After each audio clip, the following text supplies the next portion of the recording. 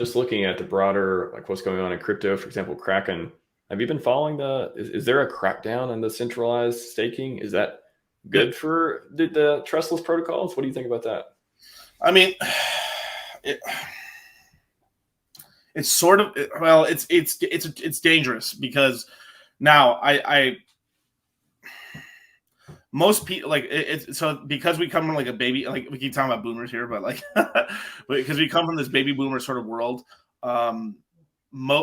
Most of the world, I mean, if you think about it, when you own stocks, you either own them on E-Trade, you own them through a brokerage account, or you own them through like a Robinhood account, right?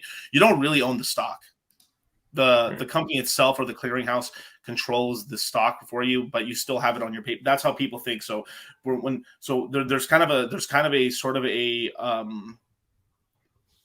social divide basically between coming into crypto versus coming in from like regular equities and stuff, where it's been around a long time. There's businesses in place. A lot of this calamity and stuff that happened in crypto happened already very early on in the 1900s in equities already. So all this stuff's kind of been ironed out, through the last 120 plus years, basically.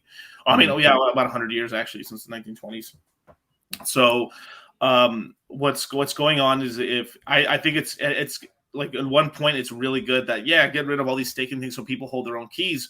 But but if you really think about it, what these guys are doing is that they're taking power away from these entities, and then eventually going to give the power to hold your crypto to somebody else, which is them or whoever they put power for it. So I wouldn't be surprised if they're trying to get rid of Kraken and a bunch of these other places, and then from there just put in like E-Trade and all these other clearing houses, Citadel or something like that, to really control the crypto. Because if you look at what Sam Bankman-Fried was trying to do, he was trying to sandbox all of crypto within like 4 exchanges. It was going to be Gemini, Kraken, Coinbase, and FTX was basically going to be the 4 corners of the 4 monopolies in the United States.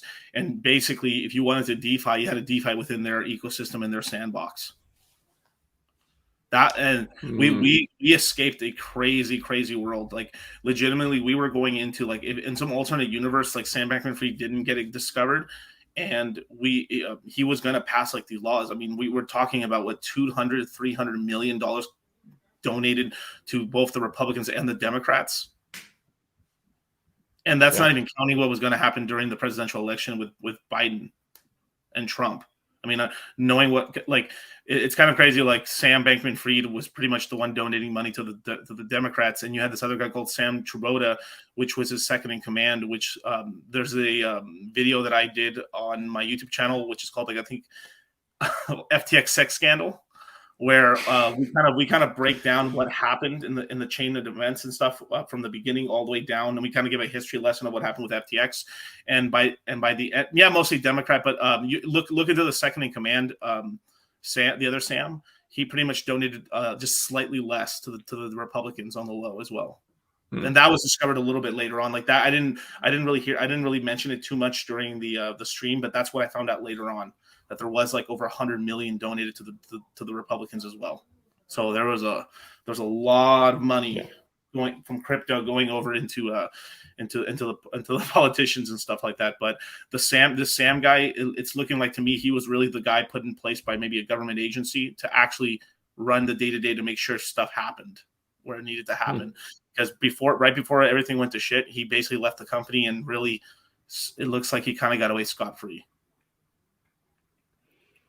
Yeah, he's definitely, jury's still out for now, but it doesn't look like he's. It would have been different if somebody else would have been there. I think that would have been handled well. The whole Bahamas thing sort of complicated it too, but I don't know. So do you think this is a move, this kind of taking centralized staking away from Kraken and maybe other places too? This is a move to sort of centralize it into the bigger players like Fidelity and BlackRock and all that, or? It just hasn't been announced yet, but basically, because they're not going to let this large amount of money. I mean, like even though our industry is small, like we're barely over $1 trillion. Like, give us 2 more bull markets. I don't know why we wouldn't be at like $18 trillion. I mean, we'd be twice as large as like precious metals, or at least as equal to precious metals. So, I mean, last I looked, precious metals were like what I think it was like $12 trillion. So, I mean, it's not inconceivable. I mean, at the peak of the market, we were at like 3.2 trillion dollars. So, I mean, it wouldn't be crazy. I mean, like even worst case, we would at least hit 5 trillion, 6 trillion on the next bull market. So, we can hit some pretty kind of crazy prices. And then with all the inflation that's going on and how troublesome the markets are, I mean, even gold could probably even go up $500, and that would maybe take it up to a couple trillion itself and stuff. So it's like it's always going to be sort of this race for a while until eventually crypto finally supersedes it and stuff. And then, you know, we look at something like equities. Equities are over $100 trillion asset class, and that's not including bonds. Bonds, I mean, must be hundreds of trillions, and that's not even adding derivatives, which are quadrillions. And then on top of that, the foreign exchange market as well, which is a gigantic. I mean, just there's so much money out there. Like we're literally like a little drop in the bucket. Yeah. Well, just on the consolidation that may be happening with these moves, is there I guess, what is the picture that's good for HEX and the trustless, you know, staking and stuff that we enjoy versus centralized? And is there like a good path forward, a bad path forward? What do you see? How do you see this shaking out?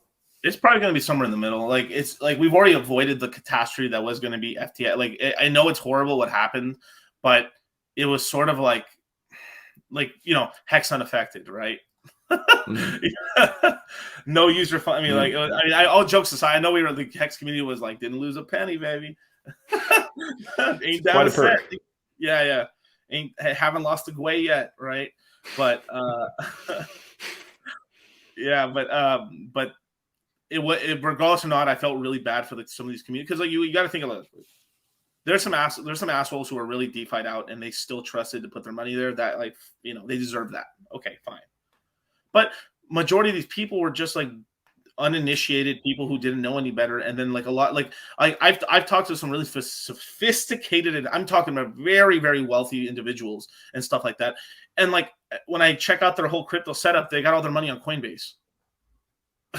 You know, and at the very least, Coinbase, if you're going to do that, Coinbase is probably the best option. Like one thing, like Coinbase is actively fighting right now, the SEC, with this whole stuff. Like, is like, no, we're going to defend our staking platform, because there's been some moves recently with even Coinbase and Kraken both leaving Japan right now. And I kind of get it and stuff, because like my business partner's from Japan. He kind of tells me like it's very mafia'd up over there. And if you don't really like sort of placate and kowtow to a Japanese corporation over there, you're going to have one hell of a time, basically. So yeah, so I think Coinbase is going to try to save it, but we've kind of entered a really weird place where like we were heading towards sort of the end of the Wild West, and we were going to start getting you know, barbed wiring of the Americas and stuff, and now that's been sort of delayed a little bit longer. So basically, it looks like we're going to get another cycle of just like freedom with this one, and then we're going to start getting there's going to be some sort of give and take here. We're probably going to be somewhere in the middle, if I had to guess. Yeah, it's I just made me think of that tweet from Jesse from Kraken, because I saw the CNBC when Gary Gensler was on there. He's like, oh, all they had to do was fill out this form on our website. It's really easy. And he was quoting him. He's like, oh, I wish I would have known that. If I just had filled out the form, I wouldn't have had to pay a $30 million fine and all this stuff. And he was trolling him on Twitter. It's pretty funny.